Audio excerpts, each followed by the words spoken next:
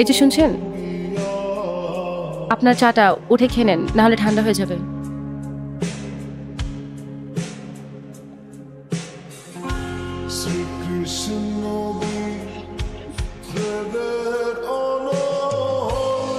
যত সব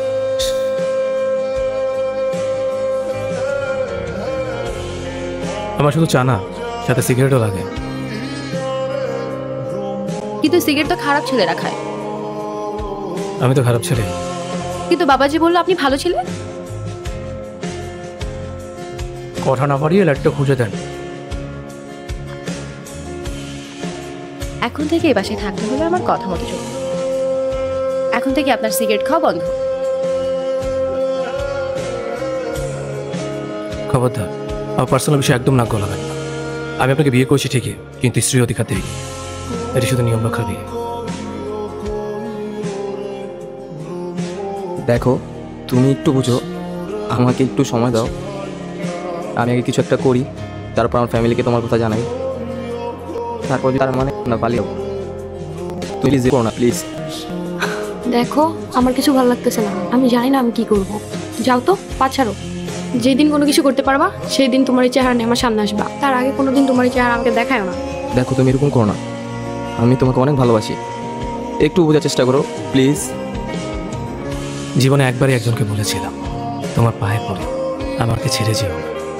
সে শোনেনি। আমার ভেসে যাওয়া দু চোখের সমস্ত জলকে অবহেলা করে, আমার ক্রমাগত কাঁপতে থাকা গলা সমস্ত আকুতি মিনতিকে অগ্রাহ্য করে সে চলে গিয়েছিল। ওই ঘটনার পর আমি বুঝতে শিখেছিলাম, যারা চলে যেতে চায় তাদের চলে যেতে দিতে হয়। তোমাকে নিয়ে আমার খুব চিন্তা হয়, কখনো যদি তোমাকে কেউ নিয়ে চলে যায়। এমন কিছুই হবে না, তুমি শুধু শুধু চিন্তা করো।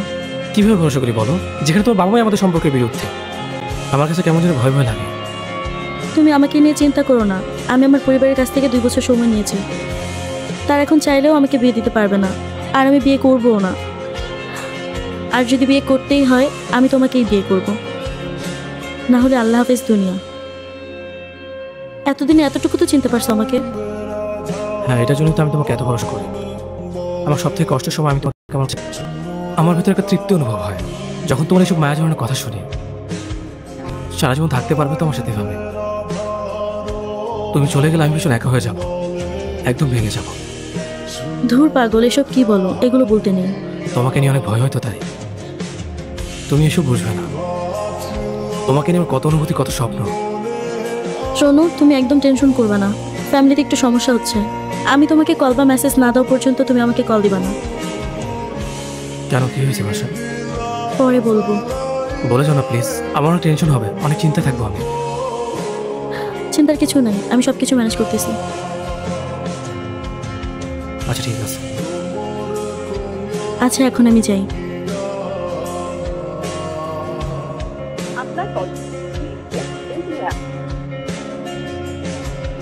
আমার গোছানো দুনিয়া হঠাৎ করে কেমন যেন অগোছানো হয়ে গেছিল। কেমন জানি ভয় হচ্ছিল, আমি কি আমার ভালোবাসার মানুষটাকে হারিয়ে ফেললাম। মনের মধ্যে নানা দুশ্চিন্তা করা নাড়ছিল। কেমন আছো তুমি? ভালো নেই। তোমার সাথে গীতের কথা হয়েছে কয়দিনের মধ্যে? না তো। ওই কাহিনীর পর থেকে তো আর আমাকে আগের মতো কল বা টেক্সট দেয় না, তাই আর আগের মতো কন্ট্যাক্ট নেই। কি রে আশা, তুই আমার বান্ধবী হয়ে এরকম একটা কাজ করতে পারলি? তুই তো জানিস আমি অভিকে কতটা ভালোবাসি। আরে বাদ দাও না, ও না বুঝে আমাকে বসে করে ফেলছে। আর ও তো তোমার ফ্রেন্ড, তুমি তো বুঝো। দেখ আশা, তুই ছোটবেলা থেকে জানিস আমার পছন্দের জিনিসের মধ্যে কেউ হাত দিলে এটা আমার পছন্দ না। কেন করলি তুই এটা? আমার ওকে ভালো লাগছে তাই আমি ওকে বলছি। এখানে খারাপের কি আছে? একটা মানুষকে তো একটা মানুষের ভালো লাগতেই পারে, তাই না? আর তুই এরকম কেন রিয়েক্ট করতেছিস? তো আমি রিয়েক্ট করবো না, অন্য মেয়ে করবে নাকি? ও বয়ফ্রেন্ড, আমার বয়ফ্রেন্ডকে প্রপোজ করবি আর আমি চুপ করে বসে থাকবো? আচ্ছা ঝামেলা বাদ দাও তো, এই চলো তুই। ওই দিনের কাহিনী পর থেকে আমি তোমার সাথে কথা বলি না। এক প্রকার বাধ্য হয়ে তোমাকে দেখা করতে বললাম, ওর খবর নেওয়ার জন্য। ওর সাথে আমার কিছুদিন তো দেখা হচ্ছে না, কথা হচ্ছে না। আমার সবকিছু না কেমন ছিল, এলোমেলো হয়ে যাচ্ছে। তুমি যদি ওর কোনো খোঁজ পাও আমাকে একটু জানাও প্লিজ। আচ্ছা ঠিক আছে, জানাবো। আয়নায় নিজের চেহারা দেখেছো? কি হাল করেছো নিজে? নিজের যত্ন নিও, কেমন?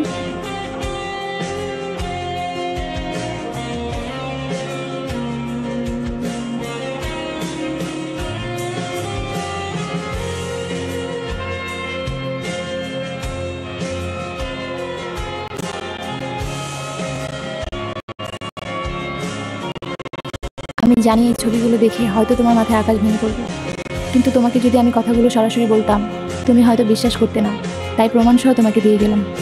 দয়া করে তুমি ভেঙে পড়ো না। আমি জানি তুমি ইতির ভালোবাসায় অবসেসড হয়ে গেছো। এই ছেলেটা ইতির ফিয়ন্সে, ওদের ফ্যামিলিগতভাবে বিয়ে ঠিক হয়েছে, খুব শীঘ্রই ওরা বিয়ে করবে।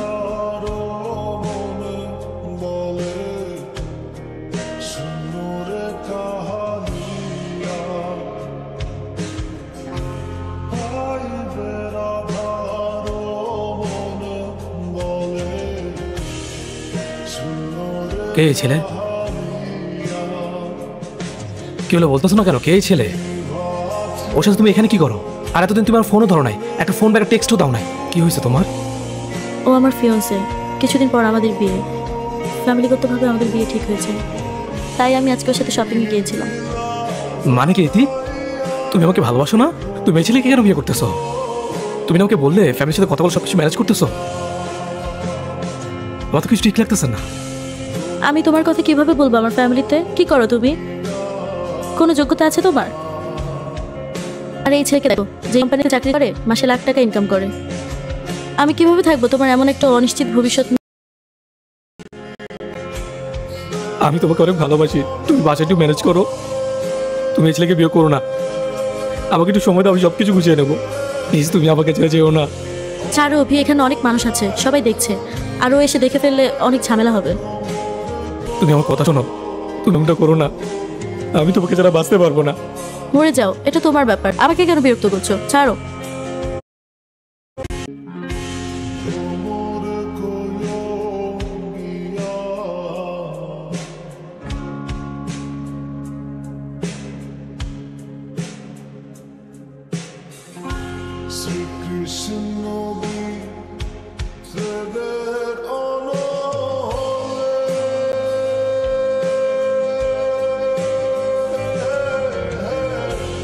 এসবের মানে কি?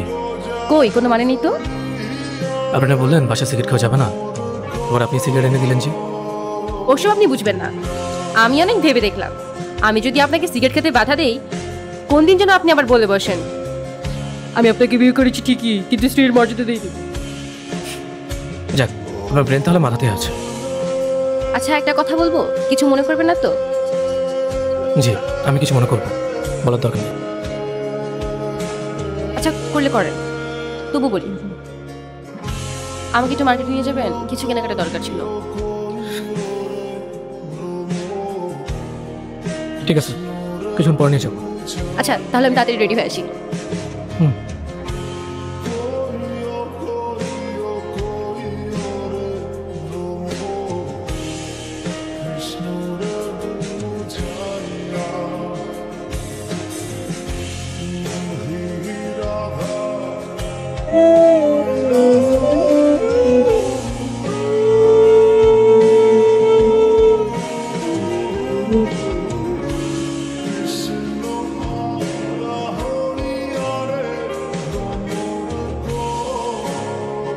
তুমি এখানে? তোমার জন্য অপেক্ষা করছিলাম। মানে আমি না, তুমি কিভাবে জানলে? এখানে একদিন আসার পর পুরনো সেটাটি বললো তুমি নাকি এখানে মাঝে মধ্যেই আসো, তাই আমি তোমার সাথে দেখা করার জন্য রোজ এখানে অপেক্ষা করি। তোমার এই অবস্থা কেন? অভি, আমি তোমাকে ছাড়া ভালো নেই, চলো না আমরা সবকিছু ঠিকঠাক করে ফেলি। আমি কখনো তোমাকে ছেড়ে যাব না, তোমাকে আমি আর কোনো কষ্ট দিব না। 3 বছর পর তুমি এটা বলতে এসেছো? এত বছর লেগে গেছে তোমার এটা বুঝতে? আমাকে ছাড়া ভালো নেই তুমি? এতদিন তুমি কোথায় ছিলে? এই যে মেয়েটি আমার পাশে, সে আমার সাথে তার ভবিষ্যৎ দেখছে, সে তোমার থেকেও আমাকে বেশি ভালোবাসে। এই 3 বছর আমি তোমাকে ভুলে গেছি, তুমিও আমাকে ভুলে যাও। চলো না আমরা সব কিছু ঠিক করে নেই।